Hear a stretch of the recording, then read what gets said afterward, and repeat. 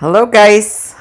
Today we're going to be doing the integumentary system review, and I just need for somebody to be on and tell me if you can hear me.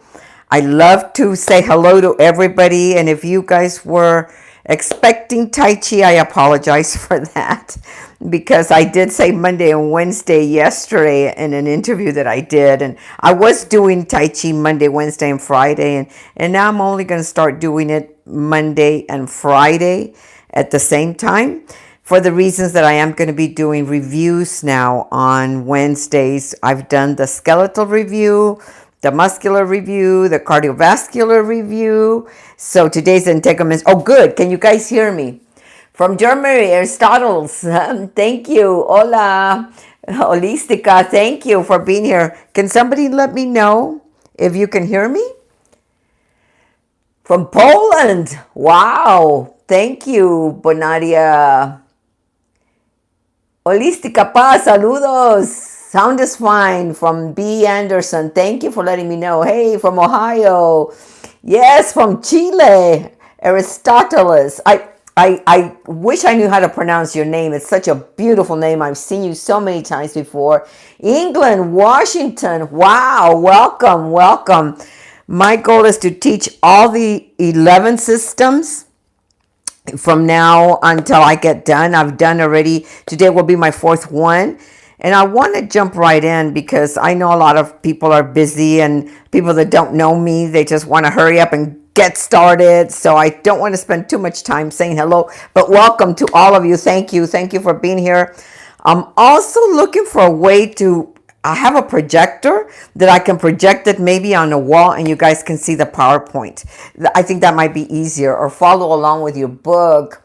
Hello from Switzerland. Oh my God. Stella how are you? Thank you, Stella, Alyssa. Thank you. I really do wish I could stand here and read all these comments the whole time. I'm so tempted. From North Carolina, Argentina. Laura from Argentina, saludos. Korea, thank you. Welcome. So today we're doing the integumentary system. So let's jump right on in. Remember, I go over the anatomy and the physiology. The anatomy are the parts of the integumentary system, which is your largest organ. A lot of people may not realize that skin is your largest organ, and it's also the one we mess with the most. Our skin is the one that, we cut our hair, we dye it, we put, conditioners, straighteners on our skin, we put lotions and potions, and, we just do so much with our integumentary system, more than any other system. We paint our nails, we try things on our skin, we exfoliate, we get a massage, we do all kinds of stuff to our skin.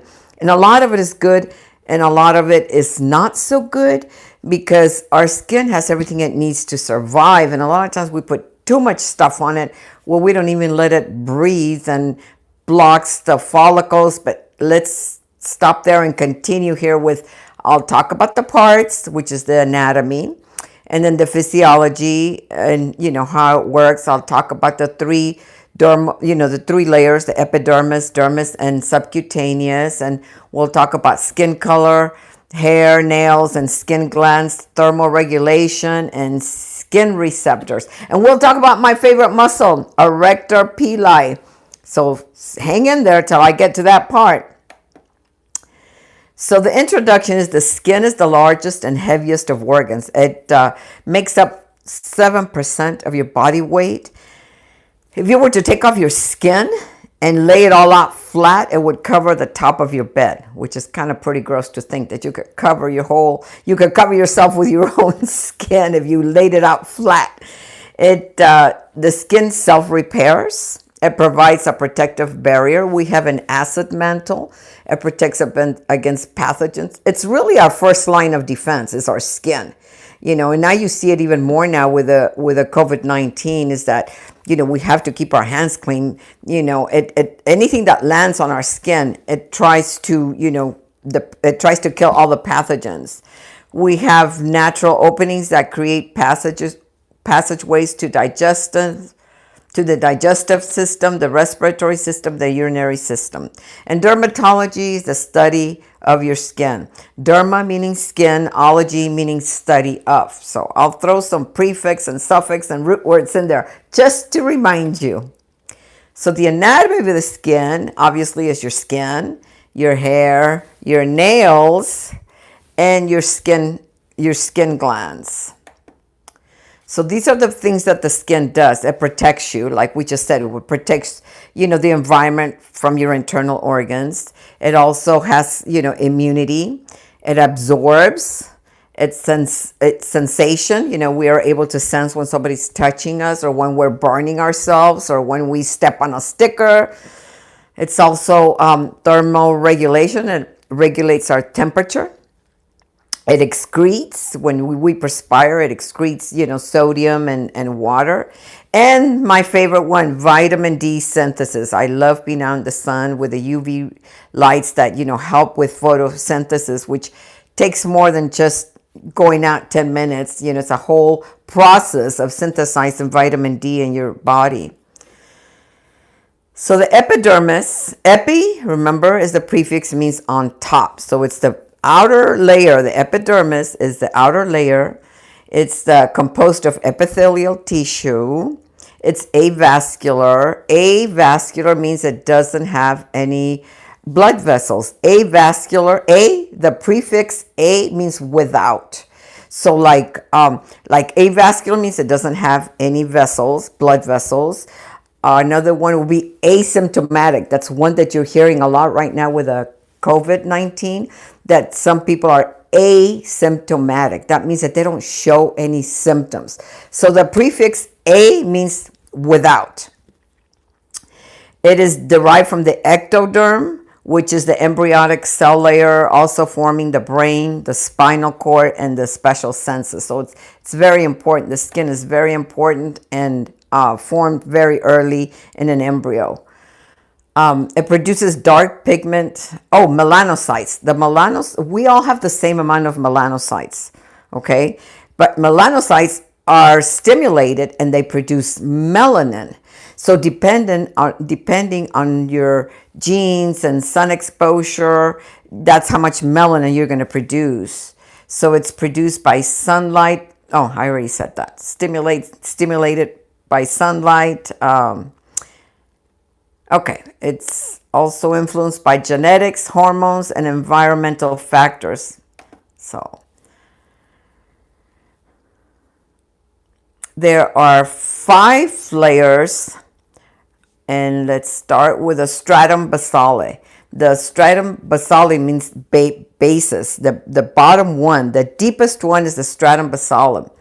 And that's where the keratinocytes are pushed upward. They're formed in the lowest layer, and then they start pushing up, and as they get more to the surface, they're getting further and further away from the blood flow. So then that's why by the time they get to the top layer, they're dead.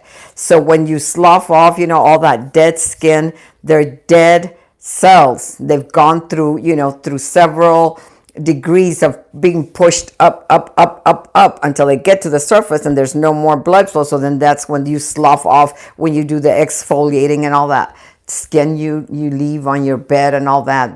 Those are the dead cells. They're mainly made up of keratin. 90% of the cells on your skin are made up of keratin, and this is what keeps us from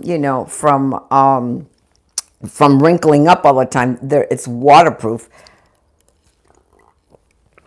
So it reduces water loss. Epidermal cells are completely keratinized when they reach the skin surface, meaning that that they're keratin.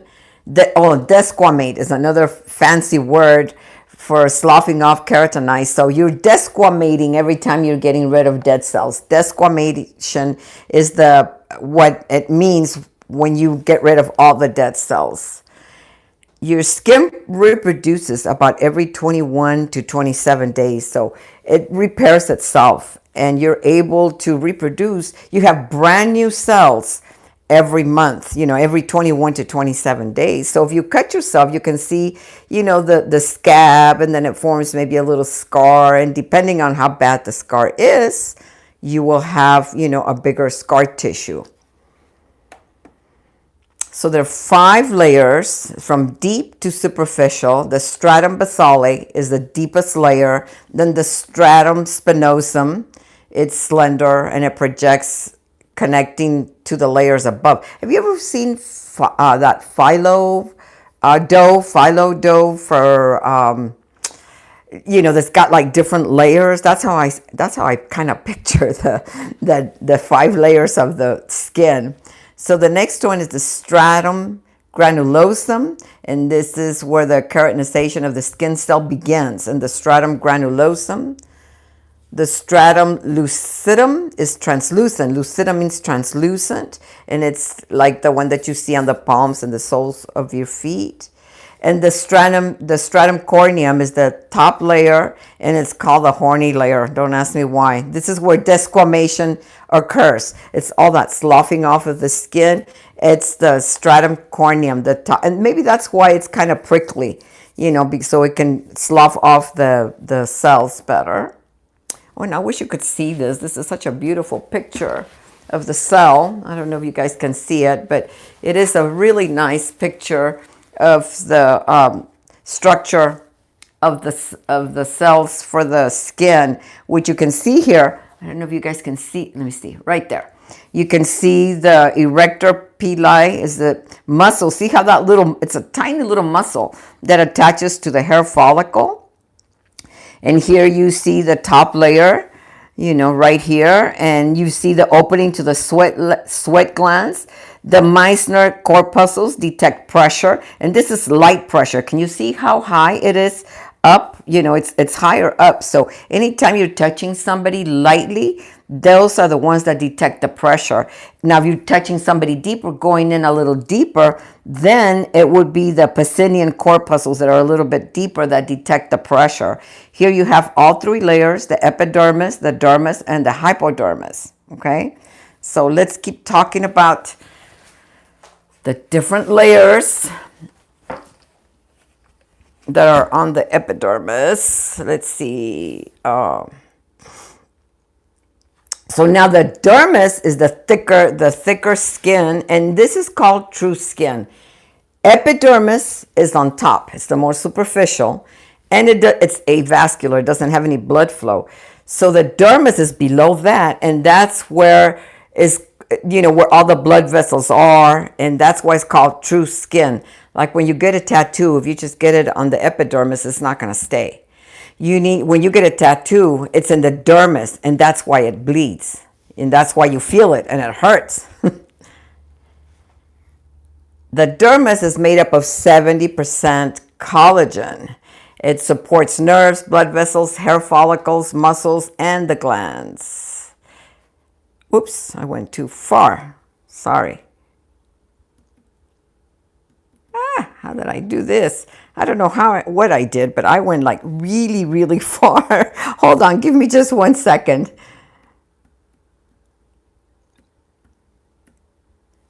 Let me where did I leave off? I held the button too long and it took me like 20 ahead. Oh, the dermal skin does not shed continuously like the epidermis. Epidermis sheds skin regularly. The dermis doesn't, okay?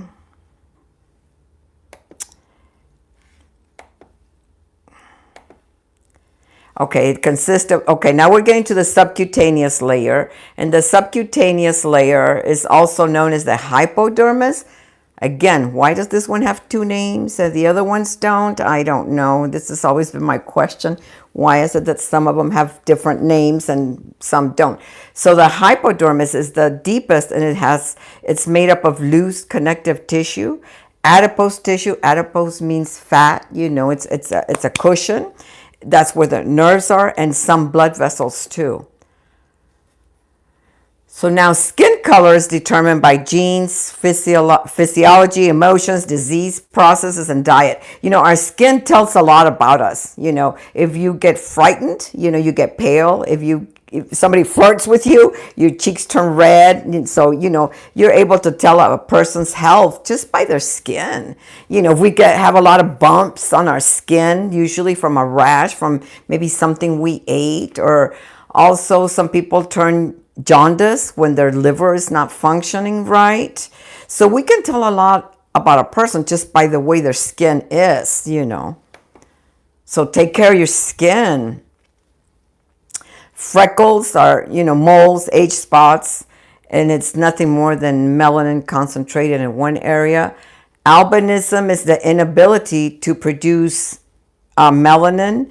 Vitiligo is like little patches, the loss of pigmentation on certain patches. Carotene is when you're jaundice, when you're yellow. Individuals who overeat. Yes, and I, as a matter of fact, I knew somebody that did a fast only with carrot juice, and they started turning yellow, golden color. Hyperemia is vasodilation and increases blood flow, like when you're shy, or like when we're doing a massage and we do friction, and the skin turns red. So that's hyperemia. You're bringing blood flow to the surface. Cyanosis is when the skin is purple and pale, and so is pallor. Pallor is lack of oxygen, to the skin. Okay, so the hair, serves a purpose, to keep us warm. It protects us, from the weather. It contains receptors for us to feel like, sometimes you feel even like a fly landing on your hair. It's so gentle, but you can feel it. Those are the hair plexus. The hair plexus are the receptors in your hair to feel when something's crawling on you. Let's see, erector pili. Like I said, that's my favorite muscle because it's so tiny. Imagine you have one muscle underneath every little hair follicle, which, when you're cold and you're shivering, that's what it is your erector pili makes your hair from the hair follicles stand up to keep you warm. Your hair gives you goosebumps to keep you a little bit warm. And observe an animal. When an animal is afraid and when they're frightened, their hair stands up. First of all, because in nature it'll make them look bigger, and they'll seem bigger to their enemy, and also, to protect them. The nails are keratinized, they're at the end of your fingers, and they're to protect your fingers, and they're also so that we can grasp things and work with our fingers. So they're, to manipulate things and protect our toes too. We have the parts of the nail, which are the body, which is the main part. The root is where nail starts growing, and the nail bed is underneath. Is where the nail bed is where the skin beneath the nail. The cuticle, I think we know what the cuticle is the little skin that grows, and we kind of push it up, when we go get a manicure. And the lunula is that little half moon that we have right here at the end of each finger. And the free edge is the one that we clip every week if we're massage therapists, which mine are driving me nuts because I haven't worked, and I decided I was going to let them grow, and I really can't have nails. So let's talk about the 3 types of skin glands. We have sebaceous glands, pseudophorus, and ceruminous. So let's see, the sebaceous glands are the ones that are made out of sebum, and sebum is like fatty. Actually, that's what makes your hair soft, and your skin soft. We have it, especially like concentrated on the upper part of our body. This is where acne comes from, and this is where soft hair comes from. But yet we strip all of that by using all this stuff on our skin. It is mildly antibacterial, mildly antifungal, and it lubricates your hair. Pseudophorus is the sweat. Is when, like right now, I'm slightly perspiring because I always get nervous before a lecture. So pseudophorus means sweat, and there's 2 types: eccrine and apocrine. It regulates temperature. You have your own little air conditioner, on your body. It's like if you're hot, you start perspiring, and then the heat pushing through keeps you cool. So that's like I said, it regulates your temperature. Let's talk about apocrine and eccrine. Okay, the eccrine is the most numerous. We have like 3 million eccrine glands all over our body, okay? And they regulate temperature. The apocrine, there's only like 2,000, and that's, in our hair follicles, that's the one we perspire and it smells. So, and they begin functioning during puberty. Thermoregulation is just keeping your body temperature in check, okay? So hypothermia is excessive decrease in hypothermia is decrease in temperature, like when you jump into a cold pool of water, you get really cold, you start shivering. And hyperthermia is excessive increase in temperature. So let's talk about the skin receptors.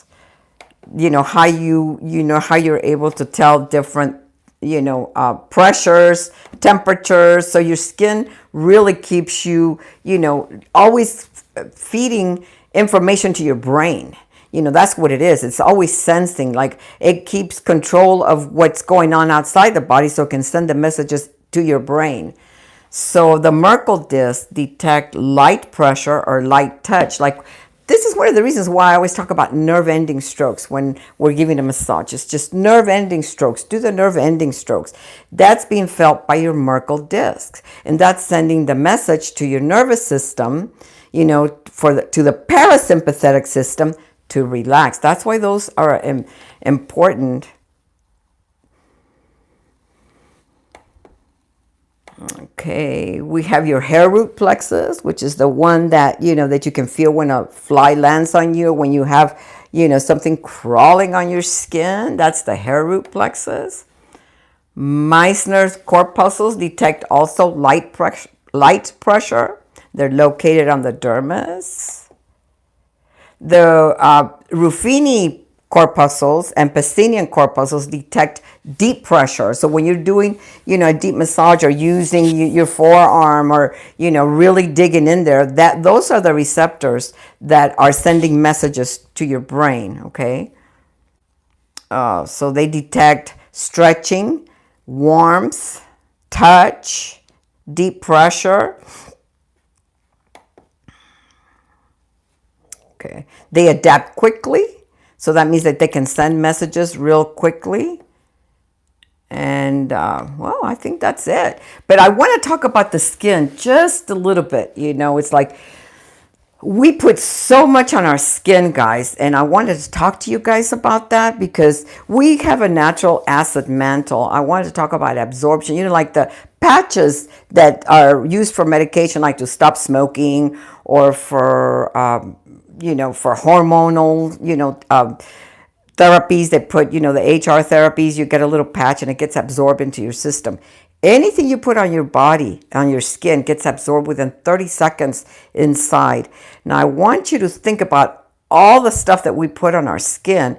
One of them, mineral oil. Your homework is to look up everything you have at home that you put on your skin and find out what has mineral oil. That's one of the worst things you can put on your skin is the mineral oil, and I'll tell you why.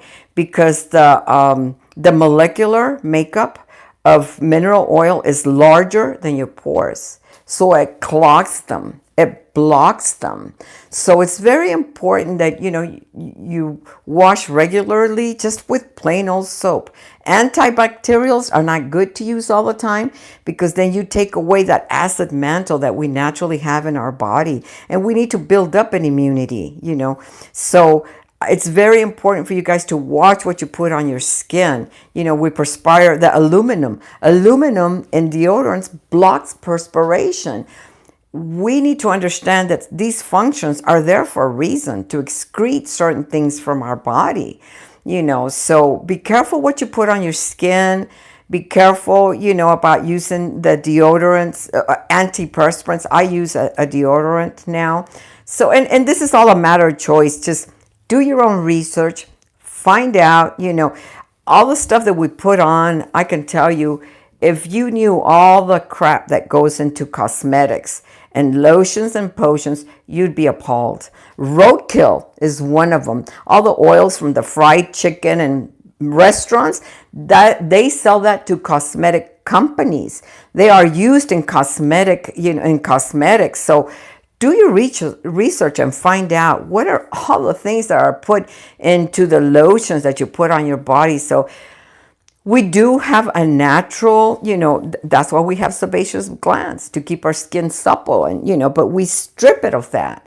We go ahead and wash it off and add something on it every day. So, and then your body starts reacting to that. So be careful what you put on your body.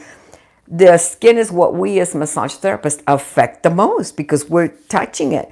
Use good essential oils, use something beneficial for your client and for yourself too.